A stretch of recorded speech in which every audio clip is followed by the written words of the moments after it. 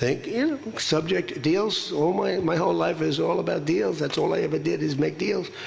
And crazy things happen with deals. I've gone into deals where it's a guarantee. No way it can not be signed. And it doesn't get signed.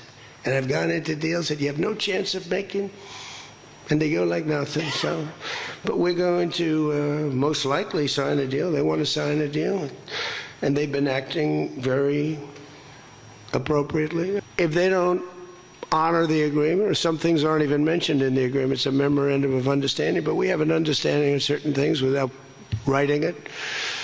And if they don't honor that, we'll probably go back to bombing them until they honor it. It's amazing what bombs can do. So you're threatening to bomb Iran if they don't comply, but there's nothing enforceable in the deal itself. Is that correct? Doesn't have to be. I let them know. I said, look, if you don't adhere to the agreement, I don't want to do that, but we're going to bomb the hell out of you. And I don't think that they're going to veer from the agreement. What else am I going to do? Am I going to say I'm going to take you to court? Let me take you to court. Let me sue you. No, we're going to bomb the hell out of them if they violate the agreement. I don't want them to. I want them to honor the agreement. I want to thank China, President Xi. I was with him, and he stayed neutral, totally neutral, and I appreciate it. And I want to thank Vladimir Putin. He was very neutral. They could have made it much more difficult for us. And I want to say it. Somebody would say, oh, that's terrible. He's thinking President Xi of China. Well, let me tell you, I had a long talk with him. They have shoulder weapons to knock down airplanes. That it's not like the real deal, but they're accurate. They're fairly accurate. I said, I would really appreciate you're not giving or selling any of that stuff to Iran. And you know what? For the most part, he didn't. So I just want to thank them because they made it a lot better. Thank you. That's a lot of press. That's good. We had a great event. This was something very special. And I want to thank President Macron and Bridget, his really lovely wife, fantastic person, for welcoming us to France for an extremely successful G7 summit. I would say it's one of the most successful. And this meeting could not have come at a better time. On Sunday, we reached an agreement with Iran that achieves everything we set out to accomplish, everything and much more. Ending the current conflict, reopening the Strait of Hormuz, and preventing Iran from ever obtaining a nuclear weapon. That's what it was all about. That was about 99%. Iran cannot have a nuclear weapon. They can't develop it, buy it. They can never have a nuclear weapon. At the same time, with this announcement, or close to it, as people started to think it was going to happen when Iran was making some very positive statements, the stock market has surged to record highs, picking up thousands of points over the last short period of time, thousands of points. And oil is dropping like it has never dropped before at levels that went in numbers down $7, down $8. They've never seen anything like that. But if we didn't do this deal, we could have dropped more bombs for another 3 weeks, 2 weeks, 4 weeks, 2 years. You would never have the Hormuz Strait open. You would never have success. Your market would have, instead of going up at levels that nobody's ever seen before, would go down at levels that nobody ever saw before, maybe except for 1929 or whatever.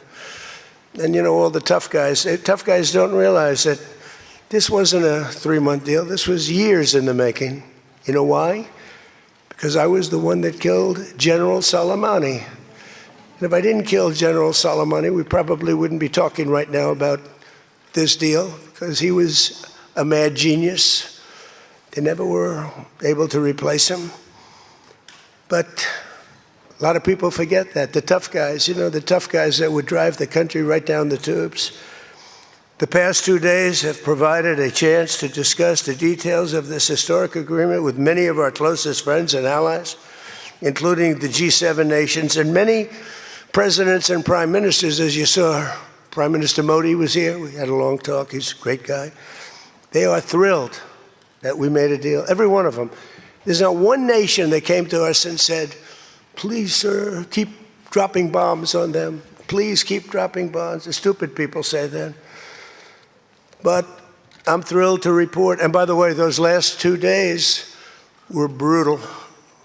$200 million worth of bombs. And, you know, it is expensive too, by the way, aside from everything else. And they knew I was coming for a third night. We informed them we're coming for a third night. They didn't have their Navy, it's sunk.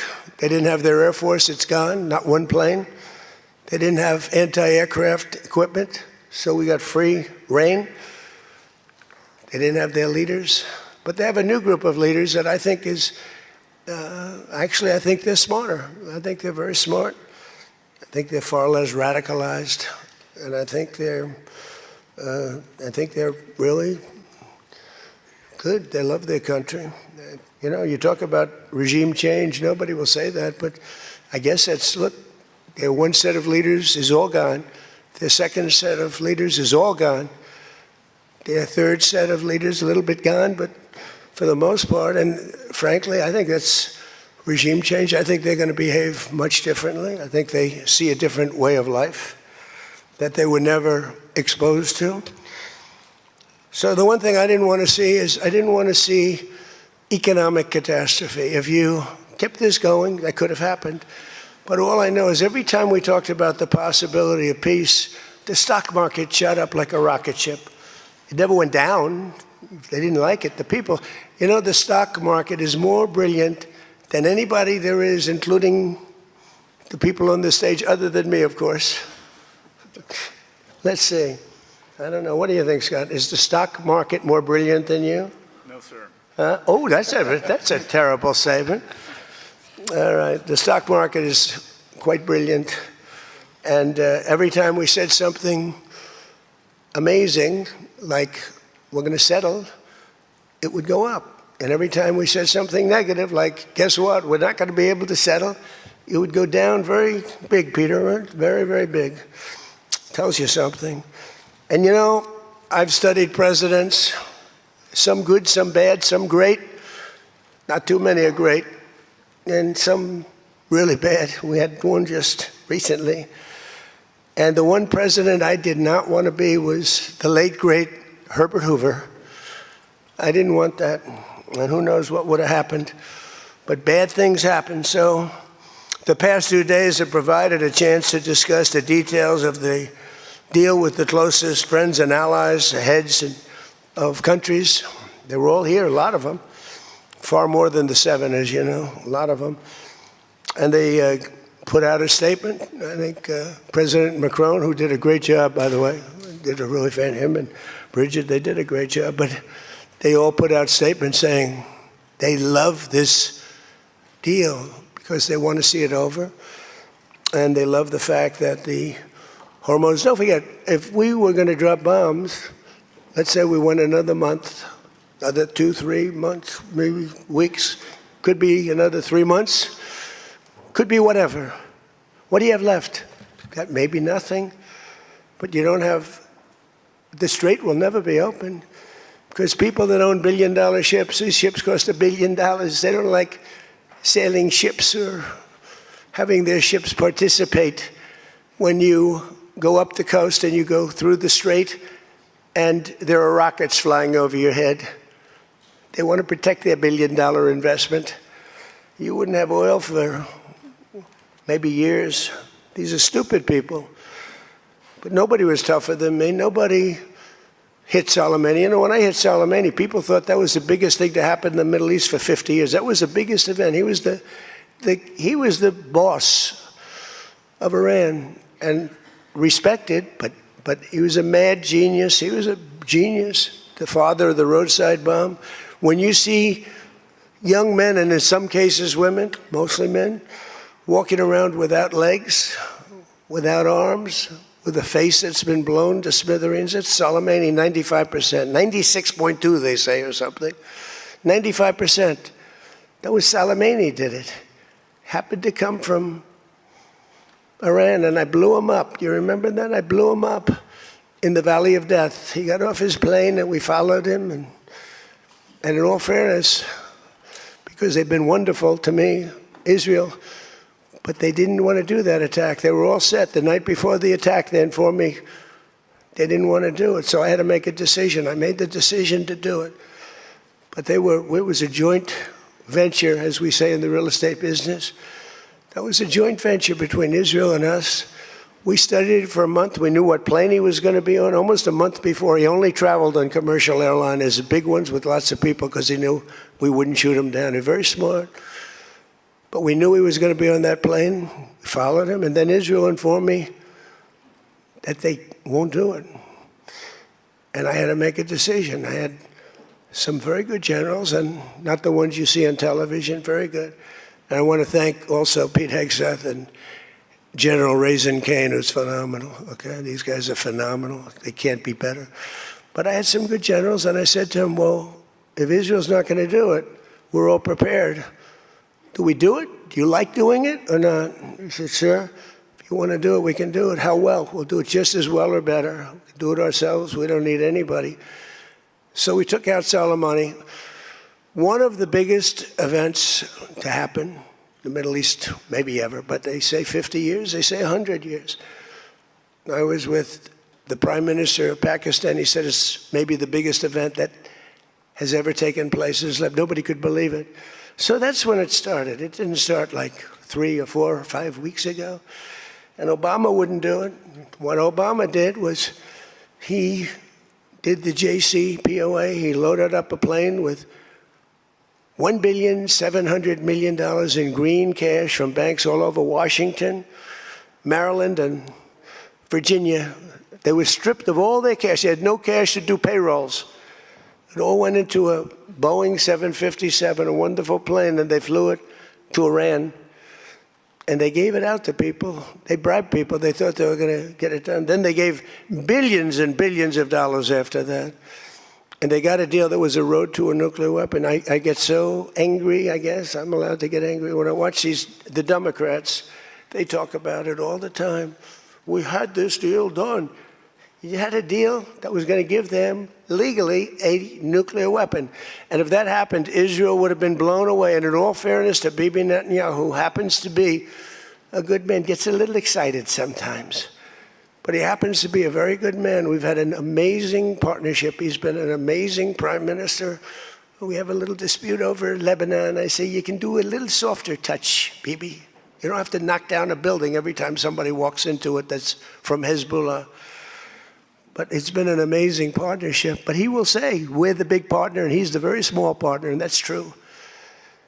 So he came to the country, and he begged Barack Hussein Obama, the president, not to do the JCPOA.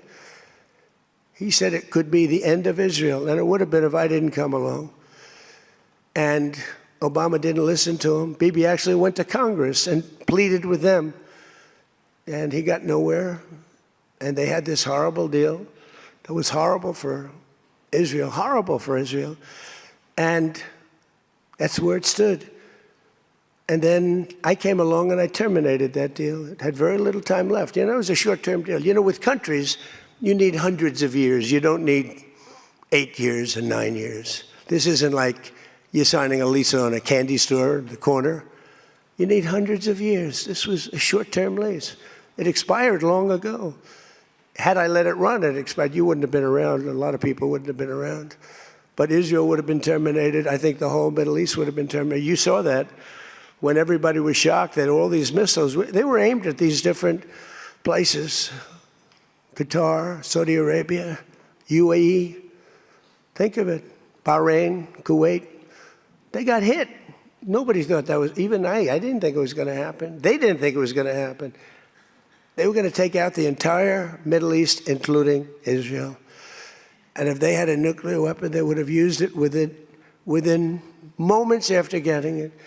So I made it very tough for them when I terminated the Barack Hussein Obama catastrophe. JCPOA, one of the worst deals. NAFTA might have been worse, but that was worse economically. This deal was really dangerous, what he did. He gave them everything, including a lot of money, which we don't give them, by the way, just in case you have any question. We'll be giving this out so you can read it and you can see.